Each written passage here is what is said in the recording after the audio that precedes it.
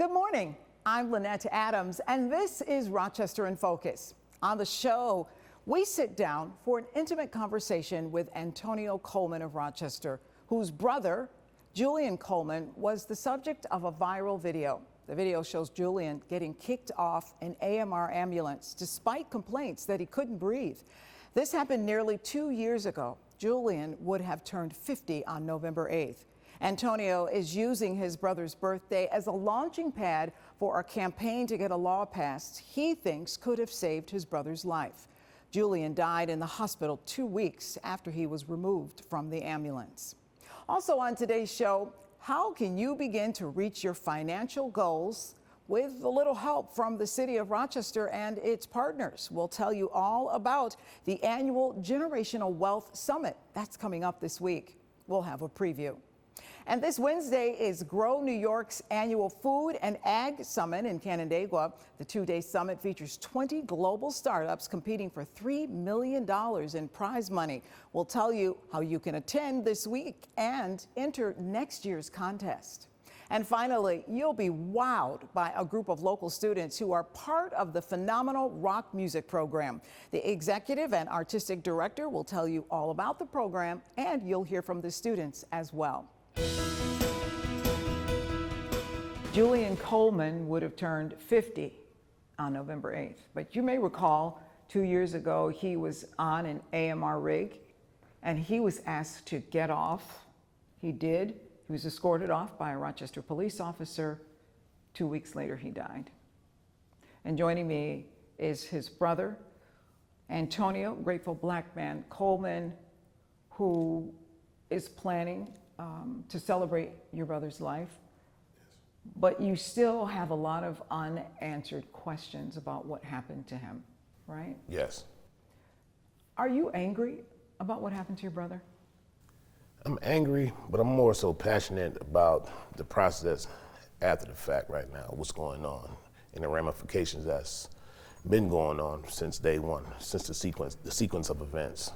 Tell us a little bit about your brother. He was 48 years old at the time, but tell us what we don't know, what we didn't know about him. He was a father of four, 3 boys, 1 girl, married. He worked for Habitat Community, helped build several houses throughout the community. He was an Edison Tech graduate, played football, basketball. He was an urban league. He started the urban league. He's been in the urban league since he first started, from the grassroots.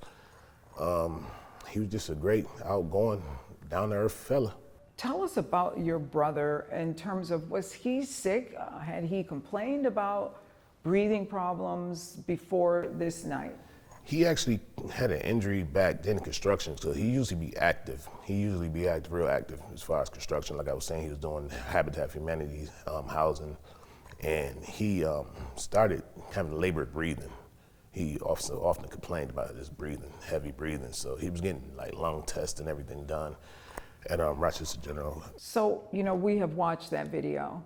I asked you about it. Have you seen the video of what happened that night? When I was able to muster enough courage to view the footage, it sent me into a whole nother realm mentally. It actually broke me down to see my brother treated in such a fashion, knowing that he has put so much hard work in this community, and this is how you get treated from people that you help pay and put food on their table, and this is how you treat someone that's saying that's having a medical emergency. And yeah, it sent me to a whole nother level. How do you characterize what happened to him that night? We see him sitting on the rig. That's where the video starts. Police officer walks up, asks him to leave. Take us through what you saw and how you felt about what you saw. I believe that they pretty much judged him by his appearance. I believe if he was in a suit and tie asking for help that night on the rig, he'd have been treated in a whole bunch of another fashion. And racism also rung in my mind that night, because it's like he's begging for help. And you know what I'm saying, he got to get out. The police verbatimly told him, oh, the games are over, you got to go. They said you got to go. So do you think that if they hadn't kicked him off the rig, or if they had attended to him when he said, I can't breathe, that maybe there may have been a different outcome? Yes, we wouldn't be sitting here having this conversation today. He'd still be alive, he'd still be able to enjoy life. And you know, it was like he was deprived of his life, and that's my main thing. Is like he was actually deprived of his life at the hands of someone else that was supposed to take the care and custody of him. And I did hear the officer say that the woman told him that your brother grabbed her and wouldn't let her go. What did that say to you? I mean, did that maybe explain why she wanted him off that rig? it pretty much says that something's going. He's not trying to rob her. He's not trying to take anything from her sexually. He's not a sex offender, or it just says that he's in duress. He's in duress. I don't know what's going through her mind, or whatever type of training that's going on. But I'm pretty sure that people do reach out. That's a natural reaction to reach out for help if you're in the duress. What would you like people to remember about your brother? He was a great man, and that he was loved. He has children, and hopefully that the justice be served as far as him being able to, my nephew, I'm gonna say my nephews that have generational wealth involved in this, and bring more awareness to incidents such as this. Because we do plan on going to Albany with this and getting a law passed in his name. And we'll be right back.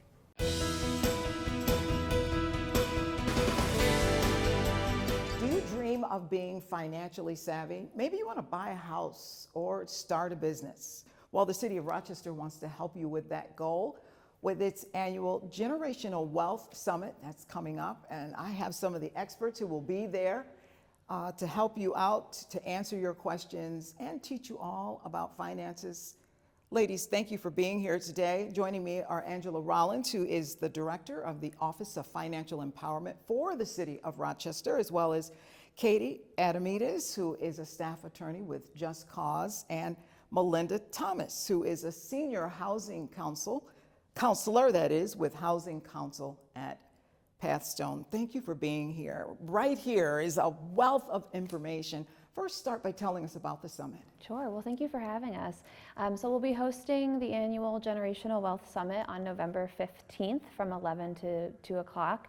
And we're so excited about it because this is going to be an opportunity for residents who are really interested in all the different facets of improving your financial stability and building generational wealth for your family in the generations to come. And so we're going to be offering things like a workshop on how to save for your child's future in partnership with the New York State Comptroller's Office, but all the way from the range of having Lifespan there to talk about fraud prevention and how do you make sure you don't lose your retirement to these very, very good fraudsters that are out there.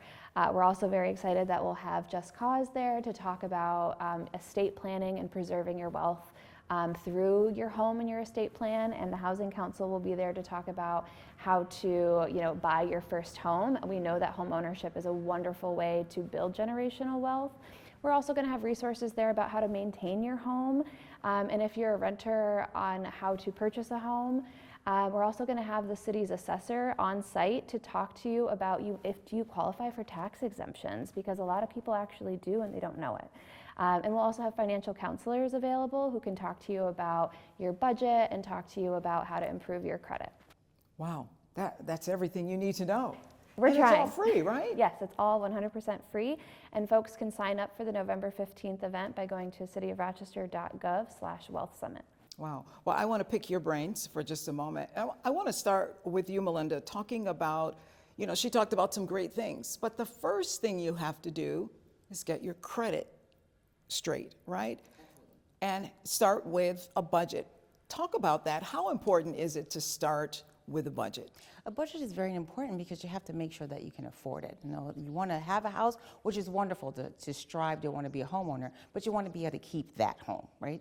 So you want to definitely know, can you afford that? Are you able to save? Are you able to save for what the payment is going to be? So you get that pre-approval letter, you're so excited, but then you look on the paper and there's a specific payment listed there. Does that fit your budget? How is it going to fit your budget? So it's very important for you to look at where you are at the time, look at your bank statement, see where your money is going, and then develop a plan of action. Now at the Housing Council, as a senior housing counselor, we help people to determine those things. We sit down, we look at all of your information and kind of give you a roadmap and a journey. Everybody's journey is going to be different. Your friend's going to say, I did this. Your mom's going to say she did that. But your journey is specific to you and where you are. So that's what we do, and it's free. It's also free for the counseling to kind of look at everything and kind of give you a starting point so you know where you are in the progress. Now, Katie, I know that you're going to talk about estate planning, and we don't talk about that because it's something we don't really want to think about, but that is crucial for families, right? And generational wealth. Of course. Your estate plan is how you choose who will control your property and your person while you're living and after you die. And you're right, no one wants to think about those things. But if there's any message we want to get out to folks, it's that this is how you express your wishes, your autonomy. You leave your legacy in a tailored way. You want an attorney to give you advice about how you can effectuate your wishes. You already have an estate plan, you just may not know what it is and if it actually aligns with your wishes. So if you come out to the summit, you'll get good, sound legal information, you'll be able to ask your questions, and you'll be able to apply for free legal services, and you may be eligible. I love that. That's encouraging. So, Angela, all they have to do is go to the city's website and sign up? Yep, so we really hope to see folks there. I think we have so much great information to share, and we really want to increase access to the many resources that exist in this community. And so they can go to cityofrochester.gov/wealth summit and sign up very easily online, and then we'll see you November 15th. And it's all free. You can't beat it. We'll be right back. This year, the 7th annual Grow New York Summit is taking place right in our backyard, Canandaigua. And we're learning all about this exciting summit that happens each year in a different area in the region. And joining me is Jen Smith, who is in charge of the Grow New York program. And I know that you are excited going into this year's summit because there's so much to talk about when it comes to producing food. It's true, and I'm so grateful to have the opportunity to talk with you and to talk about the Grow New York Summit. As you said, it's our 7th round of competition. So each year we put a call out to startups all over the world working anywhere in the food system, from the farthest upstream soil health technologies all the way down through the value add chain to a cup of yogurt you might pull off the grocery shelf, right? If you're innovating and you can imagine growing your business in New York State, you should apply. And we received those applications. This year we had 270. And we select down to 20 finalists, so less than 10% of the startups make it. Although I will say we do our best to make sure that any of the startups that have an opportunity to grow in New York, if they've applied, that's a way for us to connect with them and then bridge them to services and linkages in New York that can help them grow.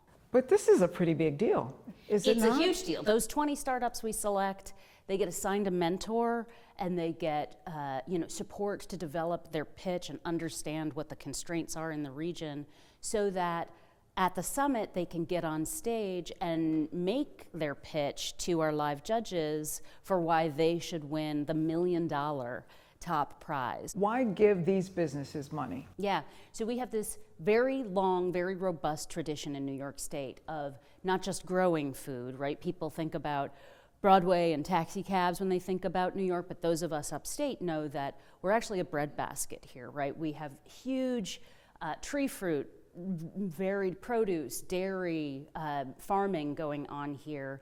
We also have food processing, we have retail and distribution, right? So that's a really important part, a major part, arguably the most important part of our economy in New York. And so by having this prize purse, we attract in the right startups, and by kind of making the conditions of winning that investment from us, delivering certain economic development milestones, everybody wins. The startups grow while we're growing the regional economy. What's also interesting is while the pitches are taking place and the competition is going on, this is also a place to learn what's new, the greatest and latest probably for people in the farming or growing industry. Yep, we have farmers, we have researchers, we have food producers. We attract a lot of startups that aren't in the competition to the two-day summit, right? So this year it's in Canandaigua, Queen of the Wine region, right? We have some of our startups working in technologies that address the wine industry, so important in New York State, craft beverage generally, wine especially.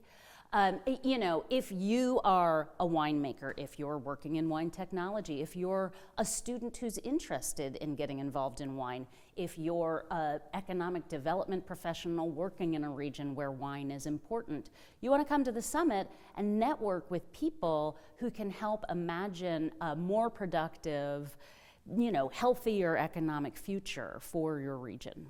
And part of this also is to keep New York a leader, right? I mean, it's at these summits, it's at places like this where we learn how to be the best at what we're doing. That's right. So upstate New York has this long tradition of food. It is so central to our economy. We've put a lot of resources in eds and meds, right? Education and healthcare in upstate New York. It's important to support the existing sectors of our economy as well. That can thrive if we continue to nurture innovation. So this is a way to maintain our leadership. I'd mentioned to you that, you know, New York is the single largest producer of value-add dairy like sour cream and Greek yogurt, right? Right here in the Rochester area, up in Wayne County, it's the second largest producer of apples in the country.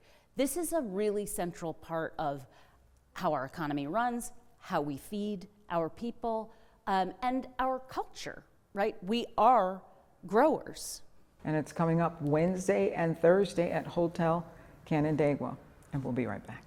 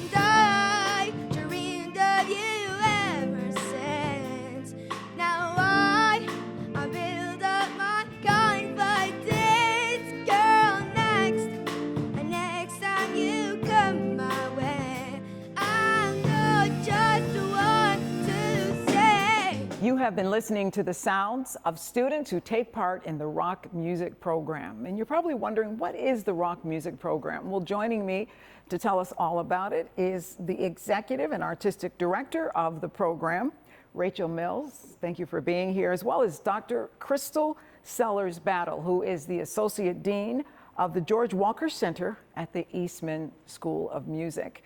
Thank you both for being here today. Thank you for having us. And boy, if that's an example of what happens through the rock music program, these students are doing phenomenal. Yes. Tell us, what is this program? Rock Music is a program committed to providing equal access to exceptional music education and performance experiences for students who reside in the city of Rochester. Wow, this is great. And I know the Eastman School of Music is a partner in this. Yes, absolutely, with the City of Rochester, Hochstein School of Music, and Rochester Philharmonic Orchestra. And it's our honor to be a part of bringing music to the students in Rochester City. And one of the things that you do is you raise money for this event each year. That's how you're able to function. Talk about that. So we just had a wonderful experience where we raised money by doing a unique concert experience, which was a collaboration between Eastman School of Music and the Rochester Philharmonic Orchestra, where the goal was to bring two styles of music together that usually don't fit in the concert hall, and that was gospel music and orchestral music. And we were so thrilled to have a packed house, and I mean a packed house, really enjoying this moment. And we're so excited that we were able to raise money for this very special organization. And let's talk about this special organization. What is the benefit for the students? Well, music education has a huge amount of benefits. It's using both sides of the brain at the same time, both hemispheres of the brain when students are playing an instrument. But the skills that they're learning also carry to other areas of their life. So they're learning to, devote time to practicing, so that diligence, responsibility, connecting with other students, communicating with one another. Those are all key aspects of just living. So those skills are able to transfer all over the place. Isn't it enough that they have music in their schools or that they have traditional music lessons? Not all of our schools have all the instruments that rock music offers. So rock music offers all of our string instruments, so violin, viola, cello, bass. We can take lessons in trumpet, trombone, and then some of the rhythm section instruments that you saw as well. So not all of the schools in the city are able to offer those instruments. 160 students in the program. And it's open to all students as long as you live in the city of Rochester. That's correct. Yes, it is open to any City of Rochester student. It's in a huge amount of demand, which is why fundraisers such as this concert are so important, because we would like to offer it to as many students as are interested. And that's what pays for the program, the fundraiser. Yes, the rock music is funded through grants and donations. Thank you both for being here to tell us about this program. It's a phenomenal program benefiting so many students in the city of Rochester. And we'll be right back. Can we talk for a minute? Girl, I want to know your name. Can we talk for a minute? Girl, I want to know your name. I started to write you letters, but I wanted it to be more clever. I wanted to get down and sweet talk you. Hey, baby, just like a baby. Could not talk, and I tried. Thank you to all of our guests this morning. If you would like to contact any of our guests, just go to WHEC.com, click on the Rochester in Focus tab, and go to this week's show. And if you would like to join us as a guest, here's how to reach the show. Well, that's all the time we have. If you're wondering what your neighbors and friends are doing to make Rochester a great place to live, join us each Sunday morning for Rochester in Focus right here on News 10 NBC. Have a great week.